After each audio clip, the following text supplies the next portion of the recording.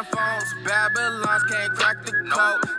If you are a college football fan and keep up with college football recruiting, you know the summer months of May, June, July, August, even going into the season, are very big months for recruiting, as there are visits, flips, commitments, a lot of deadlines being announced, players cutting down their list, you name it, it's all being done in the summer months at an extreme level.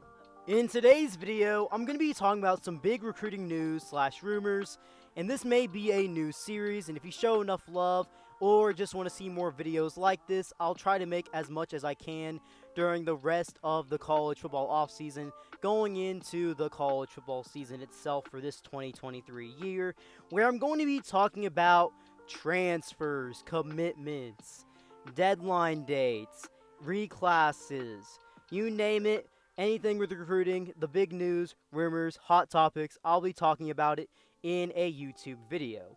Before I move on, remember to smash that like button and subscribe if you haven't already. Now let's get into it. This is Micah Hudson. He's one of the most highly touted players in the class of 2024, especially at the wide receiver position.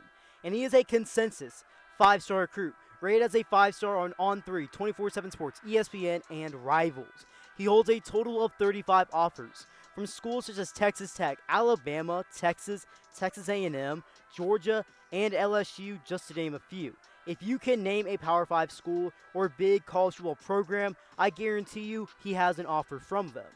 Micah Hudson, of course, as I said, is a very talked about player, of course, being a 5-star and a top wide receiver prospect, and it seems like his recruitment is about to come to an end. And of course, being a 5-star and being talked about so much, his recruitment's being covered pretty much daily by multiple college football fan bases. But it seems like the two schools that have the most likely chance in landing him is Texas and Texas Tech. But if you've been keeping up with college football recruiting, he's not taking that Texas visit anymore, and he's hot off a visit with Texas Tech. And what's happened since he's taken that visit to Texas Tech? A bunch of crystal balls, forecasts, and predictions have been put in for Micah Hudson. And I'm talking top recruiting analysts, people who cover other teams, people who cover it nationally, all predicting him to go to Texas Tech. This would be a very big land for Texas Tech, as Micah Hudson would be the highest rated player that they've ever landed in current recruiting era history, according to 24/7 Sports, and the first ever 5-star they would land in the modern recruiting era. Not only that, yes, he would be the highest rated recruit ever they would land, but this would be a big commitment for Joey McGuire, who's been putting in work ever since he's gotten to be the head coach for Texas Tech, with the last class in 23 and a current top 20 class in 2024, the currently number 1 rated Big 12 recruiting class right now, near the end of June, and it doesn't seem like that's going to be slowing down. This would be a huge recruiting win over some of the top schools in the nation like the Alabamas, Georgias, LSU, but more importantly, he's winning a recruiting battle for a top in-state recruit versus an in-state team that usually gets those top Texas players in none other than rival Texas. Taylor Tatum is one of the most highly regarded running backs in this year's 24 class. He is rated as the number 1 running back composite-wise by 24/7 Sports and is just one spot away from being a 5-star composite-wise. And it seems like his recruitment is running down and he's about to commit in the next week or so or the next couple weeks, and it seems like it's very much between USC and Oklahoma. Here's what makes this recruitment so interesting, and it is the fact that this is the battle between USC and Oklahoma. We all know about the Lincoln Riley leaving OU, the bitter taste in OU's fans' mouth, and pretty much the beef that there is between USC fans and OU fans if you keep up at all on social media. But let's get back to it. His first official visit for the big official visit season for the summer was to USC. And even though he was considered a Michigan lean going into that, right after that visit, Taylor Tatum got a flurry of predictions from Rivals, On3, and 24/7 Sports to be a running back in USC's class. And he even got one when he took a visit next to Oklahoma during his official visit, in fact, on 24/7 Sports. At that time, you could make the assumption that Taylor Tatum was going to be a lock-in for USC's class. However, that may not be the case anymore, as just a few days after his official visit concluded at Oklahoma, Oklahoma predictions started to come in on On3, Rivals, and 24/7 Sports. Even some national recruiting experts flipping their picks from USC to the Sooners in Oklahoma.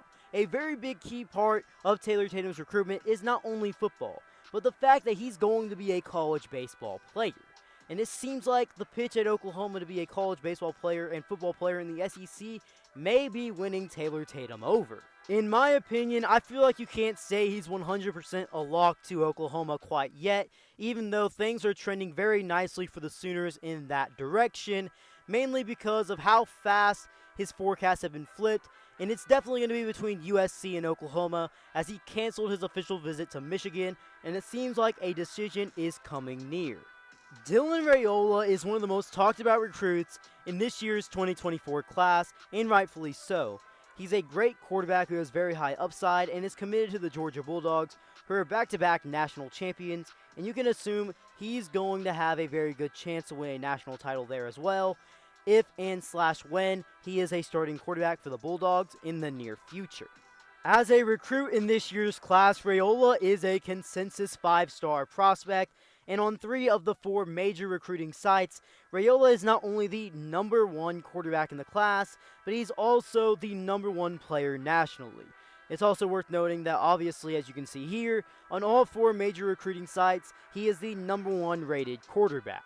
Raiola recently announced this week that he would be going to his 4th high school in 4 years, officially transferring into the state of Georgia at one of not only the best schools in Georgia for football, but honestly, one of the best high school football teams in the nation as well, in Buford, who has ranked players on both sides of the ball in not only the 24 class, but also the 2025 class as well. They are just a high school powerhouse. And although I feel like this part isn't being talked about as much with the move, I feel like this really locks in Dylan Raiola to be a Georgia Bulldog even more. And you may be wondering, why would he flip from Georgia? And I never really thought he was ever going to, but he's the number 1 quarterback in the nation after all. And he had some schools, some of the top schools going after him. Of course, behind the scenes, those said schools are probably trying to flip him from his commitment. And now he's in the state of Georgia.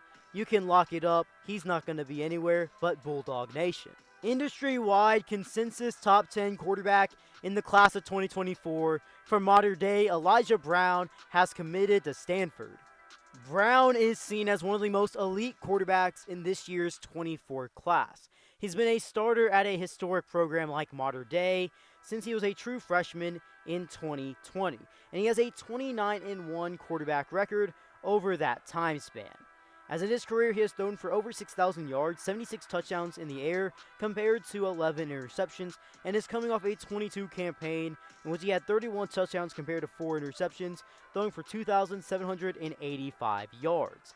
He has a winning pedigree as he rarely ever loses a game, only losing 1 game in his career at Mater Dei, and is someone that plays against a nationally ranked schedule, one of the top high school programs in the nation, and plays against some of the toughest competition week in and week out. I feel like his game will translate very well to the next level, and this is a very big win for Stanford, winning him over against some of the other top Pac-12 schools in their conference, and even a couple of the schools that are leaving for the Big Ten, like a USC and a UCLA.